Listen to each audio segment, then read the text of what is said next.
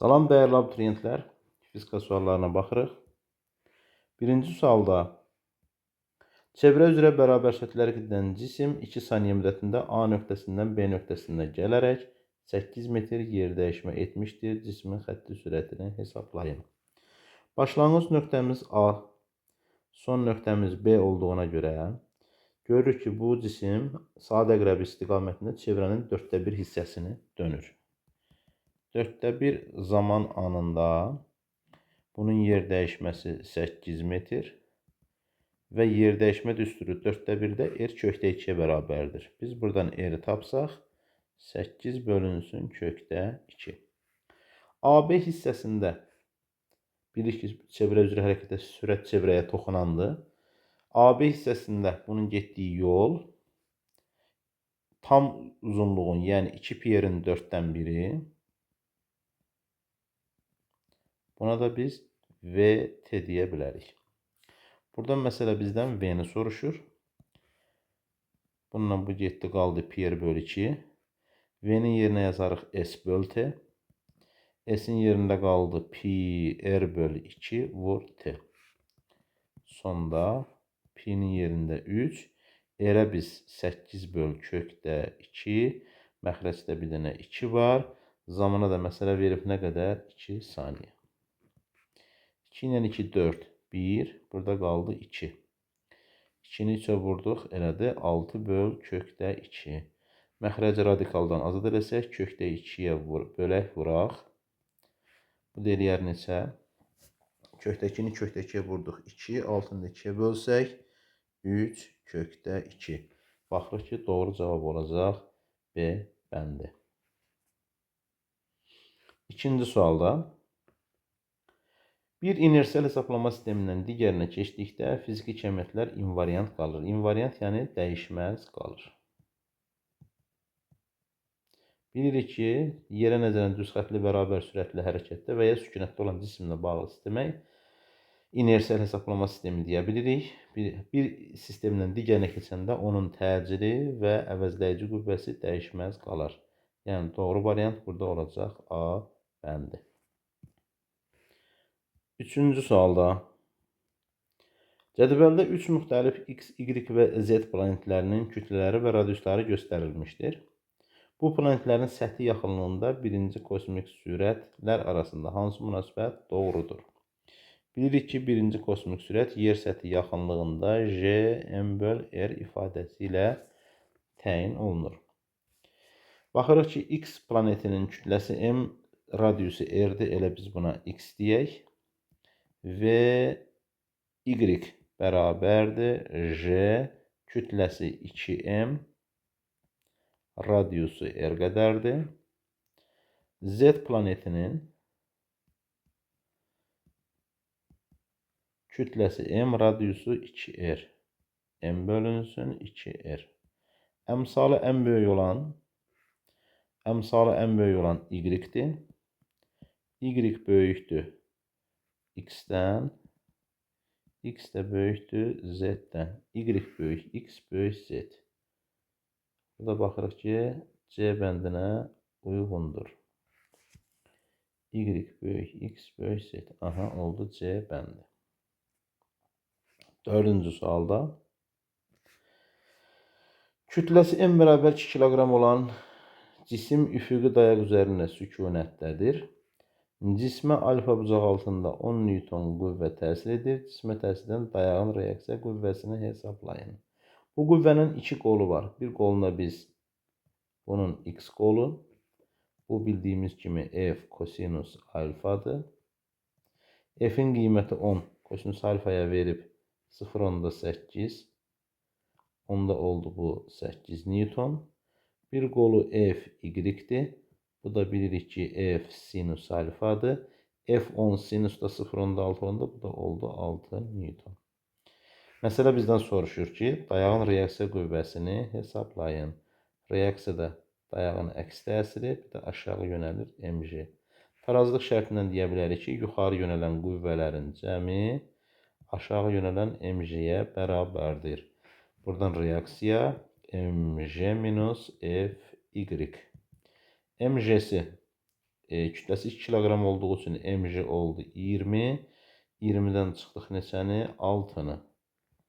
Bu da qalır nə qədər? 14 Newton. Doğru cavabımız olar E bəndi. 5-ci sualda çəksiz link vasitəsilə M kütləli cismi tarazlıqda saxlamaq üçün lazım olan F qüvvəsinin linkin L qolundan asılı qrafiki hansıdır? D konustant. Çəksiz link tarazlıqda dediyinə görə bunu bu tərəfdən mj, bu tərəfdən isə F qüvvəsi. mj-nin dayaqdan olan məsafəsi D onun qoludur. F-in dayaqdan olan məsafəsi L onun qoludur. Tarazlıq şərtinə görə deyə bilərik ki, mj vur D bərabərdir, F vurulsun L. Biz də buradan F-i tapsaq, olar mjd bölünsün L. Göründüyü kimi F L-dən tərs mütənasib asılıdır. Doğru cavab olar D bəndi. 6-cı sualda şəkildə mexaniki dalğa yayılan iki mühitdə verilmiş zaman anında hissəciklərin tarazlıq vəziyyətində olan yer dəyişməsinin rəqs mənbəyindən olan məsafədən asılı qrafiki göstərilmişdir. Birinci mühitdən ikinci mühitə keçən dalğa üçün hansı mülahizələr doğrudur? Öncə birinci dalğa üçün baxırıq ki, x-in r-dən asılı qrafikində bu yarım çevrə bölgü məsafədə, bu yarım çevrədə burada. Burada 2 bölgü var. Burada baxırıq ki, 4 amplitud məsafədə dalğa tamamlandı. Demək ki, bunun dalğa uzunluğu, birincinin dalğa uzunluğu 2 bölgü və ya 2 metr kimi deyə bilərik. İkinci dalğaya baxsaq ki, bunun yarım çevrəsi 2 bölgüdə, o bir yarım çevrəsi 4 bölgüdə tamamlandı. Bunun da dalğa uzunluğuna 4 bölgü və ya 4 metr deyək. Bilirik ki, mexaniki dalğa və ya elektromagnet dalğası mühitdən mühitə keçəndə onun tezliyi və periodu dəyişmir. Bunlar sabitdir. Məsələ bizdən soruşur ki, bunların sürətləri və nəyi soruşur? Tezlikləri. Elə birinci tezliyin özünü deyir ki, tezlik dəyişmir 5. Sürətlə dalğa uzunluğu arasında əlaqə V bərabərdir lambda nü düsturuna əsasən. Nü sabit olanda V lambdadan düz asılıdır. Lambda 1, 2, lambda 2, 4-dürsə 2 dəfə fərqlənir. Demək ki, bunun sürəti də nə olmalıdır? 2 dəfə fərqlənmir, yəni 2 dəfə artmalıdır. Bu da olar 1. Doğru cavab olacaq 1, 5, yəni B bəndi. 7-ci sualda sükunət vəziyyətində olan cismə eyni zamanda şəkildə göstərildiyi kimi 3 qüvvə təsir etməyə başlayır. 5 metr yolda əvəzləyici qüvvənin gördüyü işi hesablayın. Biz öncə bu maddi nöqtəyə təsir edən 5 dənə qüvvəni tapaq. Öncə mən qüvvələrin, baxıram ki, x və y oxları ilə bucaq əmələ gətirdiyi üçün qollarını tapıram. F1 qüvvəsinin y qolu bu olar. Ben buna deyərəm F1Y. Baxıram ki, bu 2 bölgüdür. F1 qüvvəsinin x qolu buradan göstərirəm. Buna deyərəm F1x oldu 1 bölgü. F2 qüvvəsinin x qoluna bunu deyək. Bu oldu F2x 3 bölgü. F2 qüvvəsinin y qolu bu istiqamətdədir. Buna dedim F2y. Bu da oldu 1 bölgü. Eyni ilə F3 qüvvəsinin y qolunu bunun yanından göstərirəm. Bu da oldu F3y. Bu da oldu 1 bölgü. F3 qüvvəsinin x qolu bu istiqamətdədir. Bu da oldu F3x. Bu da baxıram ki, bu da oldu 2 bölgü. İndi bir düz xətt boyunca eyni və ya əks istiqamətə yönəlmiş qüvvələrin əvəzləyicisini tapıram. Baxıram ki, F3y ilə F2y eyni istiqamətlidir. Hərəsi 1 bölgüdür. Yəni yekun elədi 2. Yuxarı yönəlmişdi. F1y o da 2. Demək ki, bunlar bir-birini tarazlaşdırdılar. Getdi, oldu 0. Sağ tərəfə F1x 1 bölgü var. Bir də F2x 3 bölgü var. Yəni yekun elədi 4. Sola isə F3x 2 bölgü var. Demək ki, bu 4-dən də 2-ni çıxanda əvəzləyici yönəlir sağa doğru və 2 bölgü qalır. F əvəzləyici 4 çıx 2-dən qaldı 2 bölgü. Hər bölgünü də verib 1 Newton. Elə bu nə qədər oldu? 2 Newton. Əvəzləyicinin ədədi qiymətini tapdıq. Buradan deyə bilərik ki, A bərabərdir. F əvəzləyici vur S. Əvəzləyiciyə 2 Newton tapdıq. 5 metrdə yer dəyişmə eləyib. Bu da eləyər 10 joule. Doğru cavab A bəndi. 8-ci sualda hansı iki proseslə verilmiş kütləli ideal qazı A halından B halına keçirmək olar? P təzyiq, T mütləq temperaturdur. Dəyərli şagirdlər, baxırıq ki, bütün hallarda öncə izobardan danışıb. Yəni, A-dan B-yə keçmək üçün ya belə olmalıdır, ya bu cür olmalıdır. Birinci A-dan yuxarı qalxsaq izotermik olur. Heç bir variantda öncə izotermik olmadığına görə, demək ki, öncə izobar. Yəni, biz bu hala dedik izobar. Baxırıq ki, A halından, bura bir K halı deyək. A nöqtəsindən K nöqtəsinə keçəndə bu olur izobar, qızma və ya genişlənmə. İzobar, qızma, baxıram, E bəndində var. İzobar, genişlənmə A bəndində var. Yəni, birinci AK keçidi, izobar, genişlənmə və ya izobar, qızma eyni şeydir. Demək, B ola bilmir, C ola bilmir, D ola bilmir. Cavab ya A, ya E'dir. Sonra baxıram KB keçidinə. KB keçidinə baxırıq ki, bu izotermikdir. K-dan B-yə keçəndə təzyiqi artdığı üçün həcmi azalır. Biz də buna deyəcəyik izotermik sıxılma. Baxırıq ki, A bəndində izotermik sıxılma var, amma E bəndində izotermik genişlənmə var. Demək, E bəndində ikinci hissəsi ödənmədir. Doğru cavabımız olacaq A bəndi. AK halı izobar genişlənmə, KB halı oldu izotermik sıxılma. 9-cu sualda verilmiş temperaturda doyan su buxarının sıxlığı məlum olarsa, yəni ρ0-ı bilirik. Həmin temperaturda havada olan doymayan su buxarının sıxlığını hansı cihazın köməyi ilə təyin etmək olar? Bilirik ki, fi bərabərdir ρ bölünsün ρ0 vur 100% ifadəsinə əsasən buradan ρ0 məlumdur. R'nu tapmaq üçün ρ bərabərdir fi ρ0 böl 100. Əgər ρ0 məlumdursa, biz fi'nin də qiymətini tapsaq, r'nu tapa bilirik. Fi də bilirik ki, higrometrin köməyi ilə təyin olunduğuna görə r'nu da təyin etmək mümkündür. Yəni, doğru cavab olacaq A. 10-cu sualda Euler-Venn diaqramına uyğun elastiki deformasiyaya uğramış çubuğa aid bəndləri müəyyən edin. Bizdən soruşur nisbi uzanma epsilon, mütləq uzanma delta L. Bilirik ki, nisbi uzanma Hooke qanununa əsasən, buradan yazaq, epsilon bərabərdir sigma böl Y. Sigmanın da yerinə biz F böl S yaza bilirik, mexaniki gərginlik böl E. Yenə Hooke qanunundan delta L bərabərdir, yəni F bərabər Kx və ya K delta L-dən F bölünsün K, F bölünsün. K sərtlik əmsalının yerinə isə SY böl L0, L0 da gəldi yuxarı. İndi bu iki düsturdan istifadə edərək nisbi uzanma və mütləq uzanmaya uyğun bəndlərə baxaq. 1. Deformasiya etdirici qüvvə ilə mütənasibdir. Düz mütənasibdir. Baxırıq ki, nisbi uzanma deformasiya etdiricilə mütənasibdir. Mütləq uzanma qüvvə ilə düz mütənasibdir. Demək ki, bu hər ikisinə uyğun gəldi. 2. Çubuğun başlanğıc uzunluğu ilə düz mütənasibdir. Baxırıq ki, delta L başlanğıc uzunluğu düz asılıdır, amma nisbi uzanmanın düsturunda yoxdur, yəni asılı deyil. 2. Uyğun gələr mütləq uzanmaya. 3. Çubuğun başlanğıc uzunluğundan asılı deyil. Mütləq uzanma düz asılıdır, amma nisbi uzanmanın düsturunda olmadığı üçün asılı deyil. 3 bura uyğun gələr. 4. Çubuğun en kəsiyinin sahəsi ilə tərs mütənasibdir.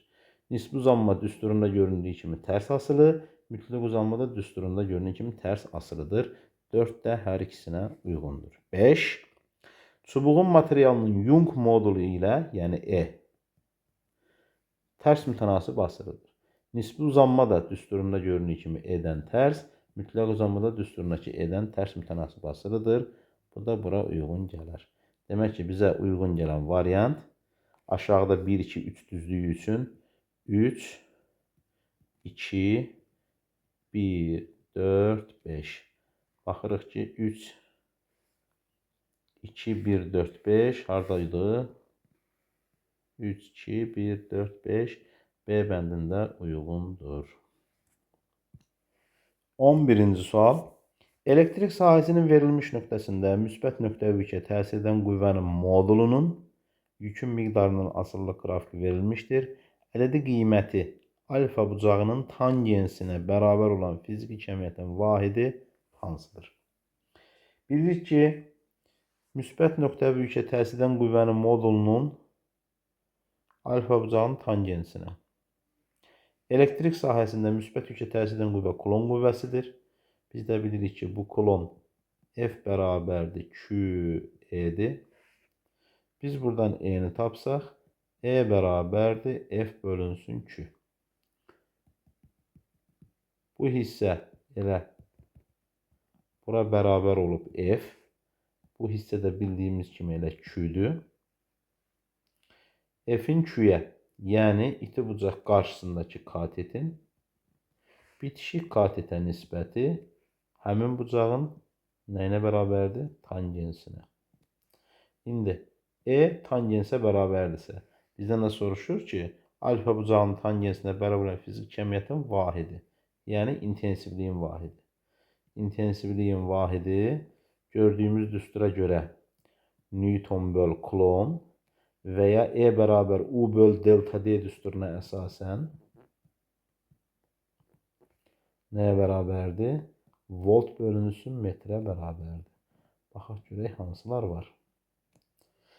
Newton böl Coulomb və ya Newton böl kiloqram var. Coulomb böl kiloqram var, amma volt böl metr var. Demək ki, doğru cavabımız oldu D bəndi.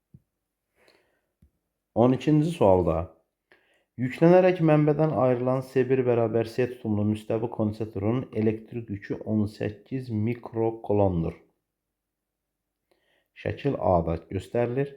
Bu kondensatorun lövhələrinə yüklənməmiş 2 S tutumlu müstəvi kondensator paralel birləşdirilsə, şəkil B-dəki kimi, S2 tutumlu kondensatorun yükünü hesablayın. Öncə deyirik ki, bu kondensatorun yükü 18'dir, tutumu S1 bərabər S-dir. Bunun gərginliyi U1 bərabərdir Q1 böl S1. Q1'in yerində verib 18 mikrokolon, S1'in yerinə verib S. Biz bunun gərginliyinin 18 böl S olduğunu tapdıq. Yükünü də özü vermişdi, bu qədərdir. S1 bərabər S tutumlu kondensatora 2S tutumlu yüklənməmiş qoşulduğuna görə bu S1'in Q1 yükü 18. S1 və S2 arasında paylanasıdır. Və baxırıq ki, S1 və S2 kondensatorları məsələn də dedik ki, bir-birinə paraleldir. O zaman deyə bilərik ki, U1 U2-yə bərabərdir. U1 U2-yə bərabərdirsə, biz də deməliyik ki, U1-in yerində Q1 böl S1, U2-nin yerində Q2 bölünsün S2 olmalıdır. S bərabər Q böl U düsturundan. Q1 bölünsün S bərabərdir Q2 bölünsün 2S. Bu S ilə bu S getsə, tənasübdən aldıq ki, 2Q1 bərabərdir Q2-yə. Eyni zamanda bu iki yükün cəmi, yəni Q1 ilə Q2-nin cəmi, əvvəlki xala mən Q' desəm, nəyə bərabərdir? 18-ə. Məsələdə bizdən nəyi soruşur? S2 kondensatorun yükünü. Q1 olduğu kimi saxladım. Q2'nin yerinə 2 Q1 yazdım. Oldu 18. 3 Q1 18 olanda Q1 oldu 6. Q1'i tapdıq. Məsələ isə bizdən Q2'ni soruşur. 18'in 6'sı Q1'dədirsə, demək ki Q2'də nə qədər olar? 12 mikrokulon. Yəni doğru cavabımız E bəndi. 13-cü sualda reostatın sürgüsünü sağa sürüşdürdükdə lampanın parlaqlığı və mənbəyin faydalı şəmsalı necə dəyişər? Dəyərli şagirdlər, bilirik ki, reostatın içərisində bu cür sarğılar var. Bunun hal-hazırda hər hissəsindən cərəyan keçmir. Sarğılarımız biraz səliqəsiz alındı. Nəsə, bura bir A nöqtəsi, oxun olduğu yerə B nöqtəsi, sol ən küncədə C nöqtəsi deyək. Hal-hazırda görürük ki, A, B arasındakı hissələrdən cərəyan keçir, B hissəsindən cərəyan axını yoxdur. Bu deyir ki, sağa sürüşdürək. Yəni, bunu biraz daha A-ya doğru gətirsək, cərəyan keçən sarğıların sayını, yəni uzunluğunu azaldırıq. Bizdə R bərabərdir rho L böl S-dən L azaldığı üçün R-in də azalmasını deyə bilərik. Lampaların parlaqlığı bilirsiniz ki, şiddətlə mütənasibdir. Tam dövrə üçün Ohm qanunundan I bərabərdir epsilon bölünsün R plus R-dən R reostat üstə gələk R lampa plus R desək. Burada reostatın müqaməti nə oldu? Sağa sürüşəndə azaldı, o zaman şiddət artdı. Şiddətin artdığını, yəni parlaqlığın artdığını A bəndində və E bəndində müşahidə edirik. Bizdən mənbəyin fiyəsini soruşur. Bizdə fiyənin eta bərabərdir 1 minus I R bölünsün epsilon düsturundan istifadə eləsək, hədə düstur belə idi. U bölünsün epsilon vur 100. Onun yerinə epsilon minus I R böl epsilon vur 100. Bəli. Epsilon epsilona böldük. Aha, eyni şeydir. Burada gördüyümüz kimi biz I-nin artdığını tapmışıq. Əgər burada I artırsa, bu xətt azalan asılıdır. Birdən böyük rəqam çıxılanda fiyə nə olar? Azalar. Fiyənin azaldığı harada görə bilirik? A bəndində. Bəli, doğru cavabımız olasıdır.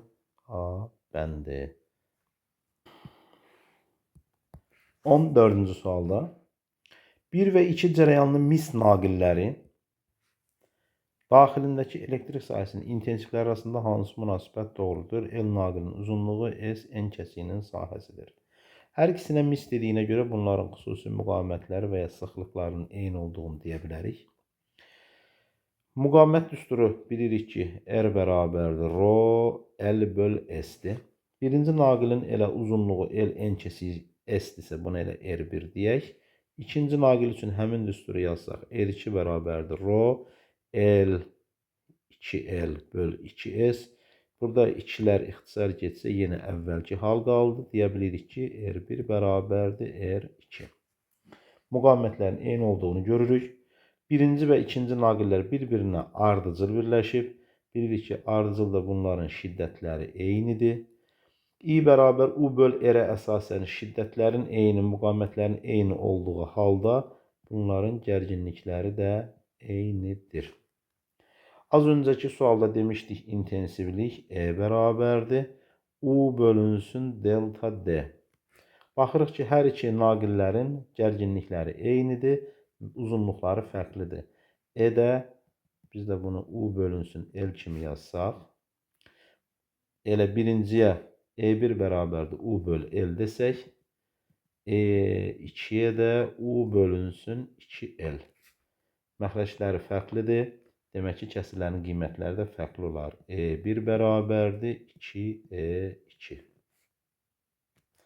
E1 bərabər 2E2 A bəndində görürük. 15-ci sualda Bir cisim maqnit sahəsi tərəfindən uzunluğu 0,5 metr olan və 4 amper şiddətində cərəyan axan naqilə təsir edən amper qüvvəsini hesablayın.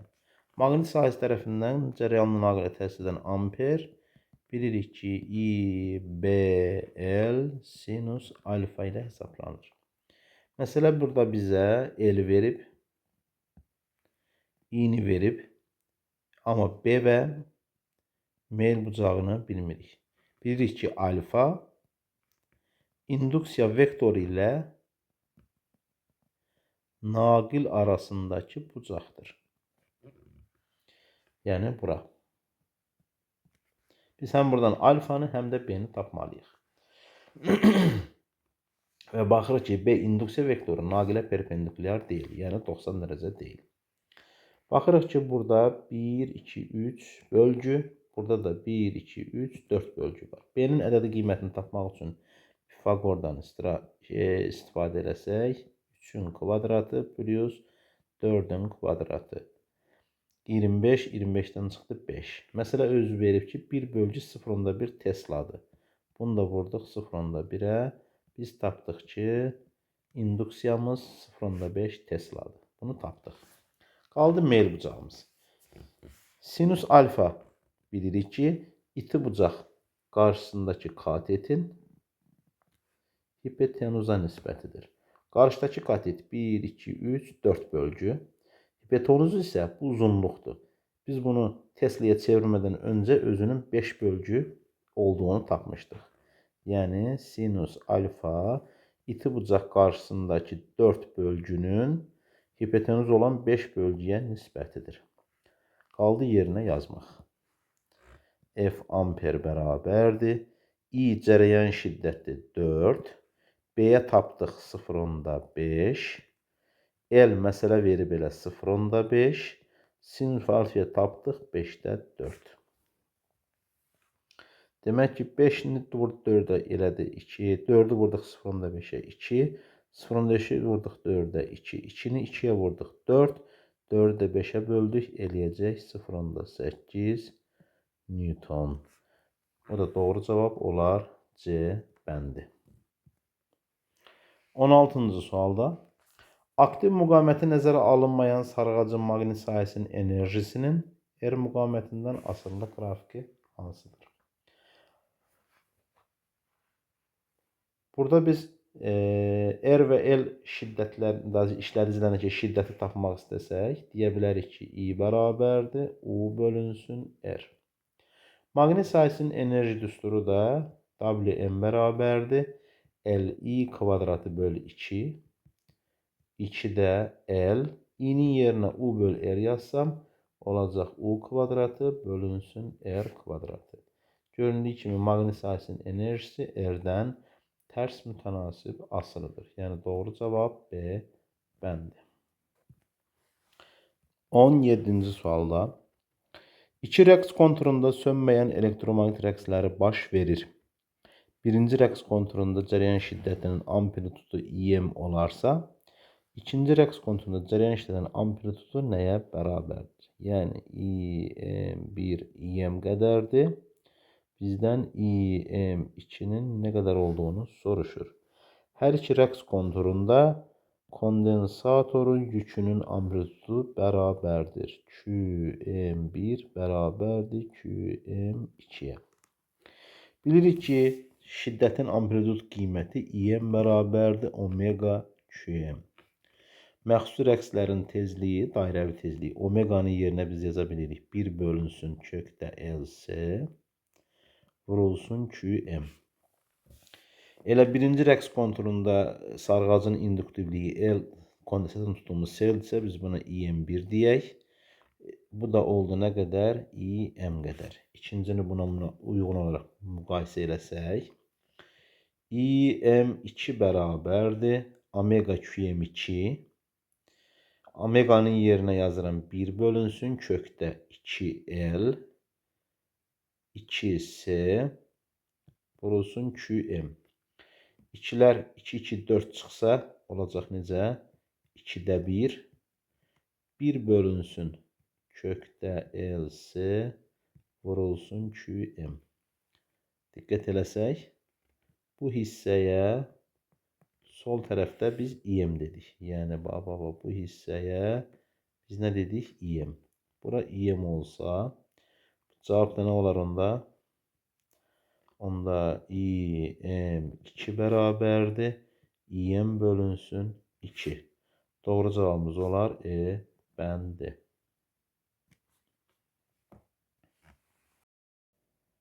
18-ci sualda bizə deyir ki, dəyişən cərəyan mənbəyinə paralel olaraq sarğac və kondensator qoşulmuşdur. Sarğacda cərəyan şiddətinin rəqslərinin zamandan asılı qrafiki göstərilir. Şəkil 2. Kondensatorda cərəyan şiddətinin rəqslərinin zamandan asılı qrafiki hansıdır? Demək, verilmiş bu IT qrafikinə əsasən biz mənbənin gərginliyini tapa bilsək, öncə deyirəm ki, buradakı IT qrafikinə görə I-nin T-dən zamandan asıldıq tənliyi I bərabərdir mənfi IM kosinus omega T-dir. Bilirik ki, sarğacdakı cərəyan şiddətinə görə biz mənbənin gərginliyini tapa bilərik. Yəni, sarğacda mənbənin gərginliyi U, mənfi öz-özünə EHG-yə, bu da mənfi, EHG-nin özü isə mənfi L I-T-yə bərabərdir. Yəni, I-nin T-yə törəməsinə. Buradan mənfiləri bir-birinə vursaq getdi. İndi mən deyirəm ki, əgər burada deməli, son olaraq U bərabərdir L I-T. Yuxarıda baxırıq ki, I-nin yerində mənfi IM kosinus omega T durur. Kosinüsün törəməsi bizə mənfi sinus verəcək. Öndəki mənfiyə də vursaq, olasıdır nə? Omega L IM sinus omega T.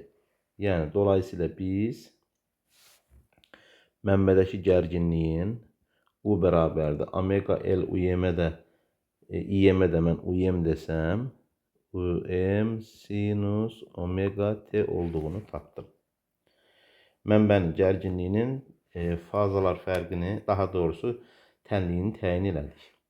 İndi bizdən soruşur ki, kondensatorda cərəyan şiddətinin rəqslərini hansıdır? Mənbənin gərginliyi hansı qanundan dəyişibsə, onun yükünü tapıram. Q bərabər CU-dan, deyəsi olasıdır ki, bu da CUM sinus omega T. Çünki gərginlik və yük eyni fazada rəqs edir. Mənbədə UM sinus omega T-dirsə, Q-də CUM sinus omega T-dir. Kondensatorun şiddətini tapmaq üçün I bərabərdir Q böl T, yəni Q-T-dən CUM sinus omega T-dən törəmə alsaq, olasıdır omega CUM kosinus omega T. Yəni, kondensatorun şiddəti müsbət kosinus. Müsbət kosinus da baxırıq ki, A bəndində var. 19-cu sualda hansı ifadə doğrudur deyə bizdən soruşur. Burada baxırıq ki, bir dənə işıq mənbəyi var, qarşısına diffraksiya qəfəsi qoyub. Deyir, diffraksiya qəfəsinə üzərinə perpendikulyar düşən qırmızı işığı bənövşəyi işıqla əvəz etdikdə nə baş verər? Bilirik ki, D sinus fi bərabərdir K lambda. Buradan da sinus fi'nin K lambda bölünsün D olduğunu bilirik. D qəfəs periodu, qəfəsin növündən asılıdır. Qırmızı şüanı bənövşə ilə əvəz eləsək, dalğa uzunluğu dəyişdiyinə görə D dəyişməz. Təbii ki, K da dəyişməz. Ardıcılığa desək ki, qırmızı, narıncı, sarı, yaşıl, mavi, göy bənövşəyi yuxarıda tezlik kiçik, bənövşəyə doğru tezlik artır. Burada tezlik dalğa uzunluğu ən böyük, burada dalğa uzunluğu ən kiçikdir. Demək ki, qırmızı şüanı bənövşəyi ilə əvəz eləyəndə dalğa uzunluğu azalır. Dalğa uzunluğu azaldığına görə meyl bucağı da nə olmalıdır? Azalmalı. Deməli, qırmızını bənövşənin əvəz eləsək, meyl bucağı azalar. 2 doğru. Mərkəzi maksimum yerini dəyişmir. Bəli, təbii ki, mərkəzi maksimum yerini dəyişmir. Maksimumdan ən böyük tərtib azalır. Bəli, tərtibdə azalmaz. Çünki bu da dəyişməz. Doğru cavab olacaq C bəndi. 20-ci sualda fotoeffekt zamanı fotoelektronların maksimal kinetik enerjisinin düşən işığın dalğa uzunluğundan asılı qrafiki verilmişdir. Grafikin C nöqtəsinə uyğun dalğa uzunluğu hansı ifadələ təyin olunur? A elektron metaldan çıxış işi, H blank sabiti, C işığın vakuumda sürətidir. Enişteyn tənliyindən YK maksimumunu tapsaq, YK maksimum olacaq E minus A çıxış. YK maksimum bərabərdir. Fotonun enerjisinin yerinə biz HC bölü lambda, A çıxışın da yerinə HC bölünsün lambda maksimum yaza bilirik. Demək ki, YK maksimum lambdadan tərs mütənasib asılıdır. Burada xətt asıllığı olduğu üçün bu C nöqtəsinə uyğun lambdanın qiymətinə biz lambda maksimum deyirik. Məsələdə bizdən soruşur ki, C nöqtəsinə uyğun dalğa uzunluğu hansı ifadələ təyin olunur? Yəni, dolayısıyla məsələ bizdən lambda maksimumunu soruşur. Biz də ki, buradakı uyğunluğa əsasən deyərik ki, A çıxış ilə HC bölü lambda maksimumdur. Biz buradan lambda maksimumunu tapa bilsək, olacaq A çıxış bölünsün HC. A çıxış bölünsün HC. Daha doğrusu tərs yazdım. HC bölünsün A çıxış. HC bölünsün A çıxış. O da olur A bəndi. 21-ci sualda radioaktiv atomların sayının zamandan asılı qrafiki verilmişdir. Bu maddə üçün radioaktiv parçalanma qanunun riyazi ifadəsi hansıdır? Biz də baxırıq ki, parçalanmamış atomlar sayının zamandan asılılıq diaqramı verilib. Bunun ifadəsi n bərabərdir n0, 2 üstü, mənfi t bölünsün t'dir. Buradakı n0 başlanğıc atomların sayı 8, 10 üstü 16. Parçalandıqdan sonra yerdə qalan atomlar sayı, yəni parçalanmamışların sayı n'dir. Bu da 2 vurulsun 10 üstü 16'dır.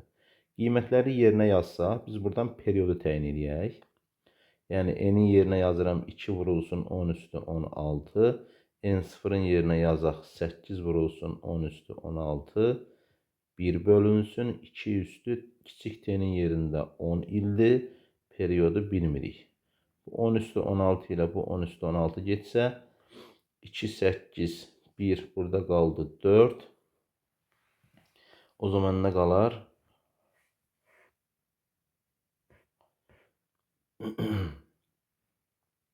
1 bərabərdir. 4'ü yazdıq 2 üstü 2. 1 bölünsün 2 üstü 10 bölünsün t. Üstləri bərabər olduğu üçün buradan deyə bilərik ki 2 bərabər 10 bölü t, t oldu 5 il. Periodu tapdıqdan sonra tənliyi qurmağa çalışırıq. N bərabərdir. N0'ın yerində 8, 10 üstü 16, 2 üstü mənfi t bölü t. T'də 10. Zamanları yerinə yazmadığına görə elə t kimi saxlayaq. Periodu tapmışıq 5. Biz də buna nə deyərik? 8, 10 üstü 16, 2 üstü mənfi 0,2 t. B bəndinə uyğun gəlir. 22-ci sualda maddi nöqtə saat əqrəbi istiqamətində radiusu r olan çevrə üzrə bərabər sürətlə hərəkət edir. Müşahidə başlanan anda A nöqtəsindən keçən nöqtənin x koordinatının zamandan asılı qrafiki hansıdır? Burada baxırıq ki, XT qrafikini bizdən soruşur və başlama nöqtəsi A nöqtəsidir. Demək ki, bu O nöqtəsinə biz tarazdıq desək, bura müsbət amplitud, bura sıxılmış maddi nöqtənin amplitudu. A nöqtəsindən başlayırsa, demək ki, amplituddan başlayır, bu kosinusoid olmalıdır. Və mənfi amplituddan başlayırsa, bizim tənliyimiz x bərabərdir mənfi xm kosinus omega t. Burada da radiusu r verib, yəni amplitudu ilə r qədər olanda, demək ki, bizim tənliyimiz olacaq x bərabərdir mənfi r kosinus omega t. Kosinusoid və mənfisi uyğun gəlir B bəndinə. 23-cü sualda bizdən soruşur ki, həcmləri eyni olan kürələrdən M1 1 kiloqram, bu həcm bu həcmə bərabərdir. 1 kiloqram kütləli kürə yarısı mayeyə batmış halda səthində üzür. M2 bərabər 5 kiloqram kürə isə qabın dibində tarazlıqdadır. İkinci kürəyə qabın oturacağı tərəfindən təsir edən reaksiya qüvvəsini hesablayın. Öncə bir kürəsinə baxıram ki, kütləsi 1 kiloqramdır. Buna bu istiqamətdə F Arximed 1, bu istiqamətdə M1J təsir edir. Yarısı batmış halda səthdə üzürsə, üzmə şərti F Arximed 1 bərabərdir M1J, kütlə 1-dirsə, buna təsir edən Arximed olar 10 Newton. Digər tərəfdən F Arximed 1-in düsturu Rho maye V cisim. V cisim V-dir, yarısı batıb. V bölü 2 J-dir. Demək ki, Rho maye V bölü 2 J-yə məsələ 10 Newton deyib. Gəldik ikinci şəkilə. İkinci şəkili aşağıya doğru sıxır M2J. Kütləsi 5 olduğu üçün ağırlığı oldu 50 Newton. Bunu da yuxarıya doğru F Arximed 2 qüvvəsi qaldırmağa çalışır. Bunun düsturu tam batdığı üçün Rho maye V J deyə bilərik. Burada ikinci cisim üçün üzmə sözü yoxdur. Yuxarıdakı ilə müqayisə eləsək, Rho maye V bölü 2 J-yə məsələ 10 Newton deyibsə, bu tam batdığına görə Rho maye V J-yə biz 20 Newton deyə bilərik. Demək ki, bu cismi yuxarıya doğru F Arximed 2 20 Newton qüvvə ilə, aşağıya doğru M2J 50 Newton qüvvə ilə təsir göstərir. Məsələ bizdən soruşur ki, ikinci kürəyə qabın oturacağı tərəfindən təsir edən reaksiya qüvvəsini hesablayın. Yəni, bu da dayağın reaksiya qüvvəsi, buradan göstərək. Yuxarı yönəlmiş M plus F Arximed 2 bərabər olmalıdır M2J-yə. Arximed 2-nin yerində 20, M2J-nin yerində 50 durur. O zaman N bərabərdir 50 minus 20, bu da olar 30 Newton. 24-cü sualda verilmiş kütləli bir atomlu ideal qaz üzərində gedən ABCDA qapalı prosesində qazın gördüyü iş 60 kJ-dur. Prosesin AB hissəsində qazın daxili enerjisinin dəyişməsini hesablayın. Öncə baxırıq ki, AB və CD hissələri izoxordur.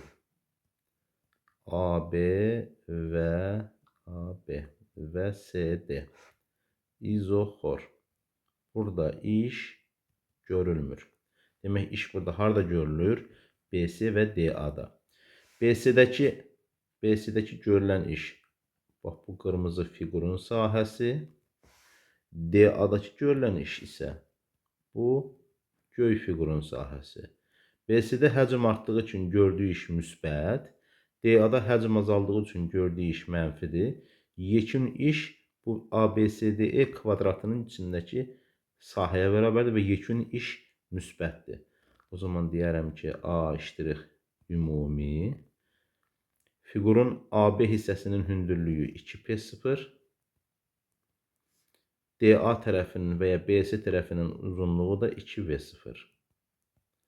Demək ki, burada görülən ümumi iş 4P0V0 kvadratının sahəsinə bərabərdir. İşi tapdıq. İş nə qədər imiş? 60 kJ. Bərabərdir 60. Buradan P0, V0 hasilini tapsaq, 60-ı 4-ə böldük, oldu 15. İndi məsələ bizdən soruşur ki, AB hissəsindəki daxili enerjinin dəyişməsini. Biz də yazarıq ki, delta U AB bərabərdir. AB hissəsi izoxor qızmadır. 2D3 V delta P. 2D3 AB hissəsinin həcmi V0, delta P 3P0 minus P0, yəni 2P0. Bu 2 ilə bu 2 getsə, qaldı 3P0 V0. Yuxarıdan tapmışdıq ki, P0 V0 15'dir. O zaman 3 vurulsun 15 eləyər 45 kilojoule. Demək ki, 24-də cavab olacaq 45 kilojoule. 25-ci sualda düzxətli hərəkət edən 4 kiloqram kütləli cismin kinetik enerjisinin zamandan asılıq tənliyi 8T kvadratı şəklindədir. Bu cismə təsir edən əvəzləyici qüvvəni tapaq. Bilirik ki, kinetik enerji digər tərəfdən mv kvadratı bölü 2-yə bərabərdir. M-in yerində 4 durur. Demək ki, 1 burada qaldı neçə? 2. 2 ilə də 8 burada qaldı 4. Son olaraq 4T kvadratı bərabərdir V kvadratına. Hər tərəfdən kvadrat kök alsaq 2T bərabərdir V-yə. V bərabər AT düsturuna əsasən altdan yazıram. AT bərabər V-yə. A-nın yerində neçə durur? A-nın yerində 2 durur. Təcili təyin edə bildik. Bizdən soruşur əvəzləyici qüvvə. F əvəzləyici bərabər MA, kütlə 4, təcilidə 2 tapmışıq. Vuruşdurduq elədi 8 Newton. 26-cı sualda AB cisminin 2 eyni linzadan ibarət sistem vasitəsilə alınan xəyalı necədir deyə bizdən soruşur. Bölgülər eynidir və bir bölgü fokus məsafəsinə uyğundur. Bir bölgü fokus məsafəsinə uyğundur. Demək ki, L1 linzasının fokus məsafəsi buraymış. Buna deyək F1.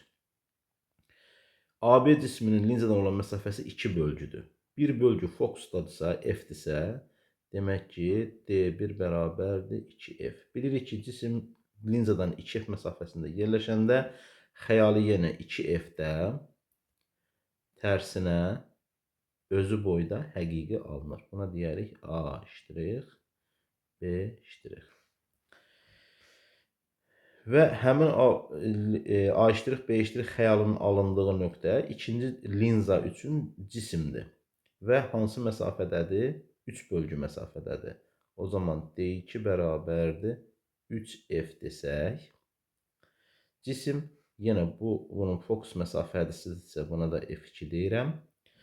Cisim 2 qat fokusdan, bu da 2F2 olsa, 2 qat fokusdan böyük məsafədədirsə, 3F deyəndə buna eyni zamanda biz D2 böyükdür 2F şərti olsa, cismin xəyalı F ilə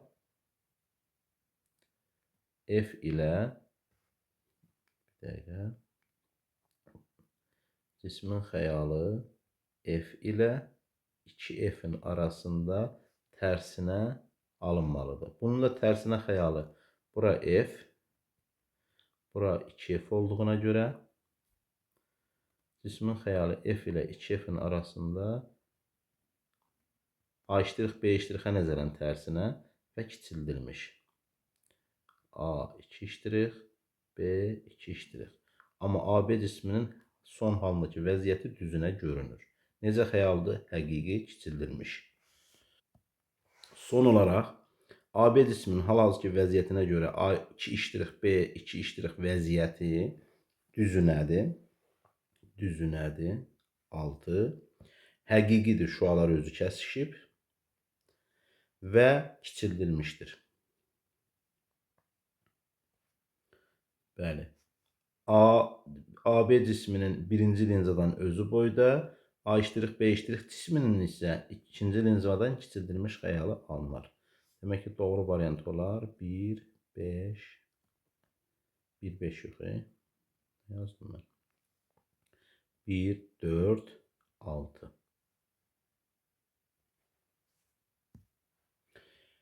27-ci sualda bir cisim maqnit sahəsində hərəkət edən protona A nöqtəsində təsir edən qüvvənin istiqaməti göstərilmişdir. Bu proton imiş. Göstərilmişdir. Eyni istiqamətdə, eyni sürətlə hərəkət edən A nöqtəsindən keçən alfa, bilirik ki, alfa zərrəcik helium atomunun nüvələridir, helium 2, 4, elektron -1, 0, neytron N0, 1. Təsir edən qüvvələr hansıdır və istiqamətlərini bizdən soruşur. Proton müsbət yüklüdürsə, alfa da müsbət yüklüdür. Demək, alfada təsir edən qüvvə elə protonla eyni istiqamətli sağa yönəlməlidir. Elektron mənfi yüklü olduğu üçün buna təsir edən qüvvə protonun qüvvəsinin əksinə olmalıdır. Neytron yüksüz zərrəcik olduğu üçün neytrona qüvvə təsir etməz. Öncə deyirik ki, neytrona qüvvə təsir etmir. Yəni 0-a bərabərdir. Elə 3-ə C bəndini uyğun gətirərik. Sağa yönəlmişdir. Demək ki, alfa hissəcik müsbət olduğu üçün buna təsir edən qüvvə ilə protonla eyni istiqamətli 1-ə D bəndi də uyğun gələ bilər. Elektron da mənfi yüklü olduğu üçün protonun əksinə təsir edəcək. Yəni protona təsir edən qüvvənin əksinə yönəlməlidir. Sola yönəlməlidir. 2-yə də E gəldi. Və qüvvələrin qiymətlərini müqayisə edək.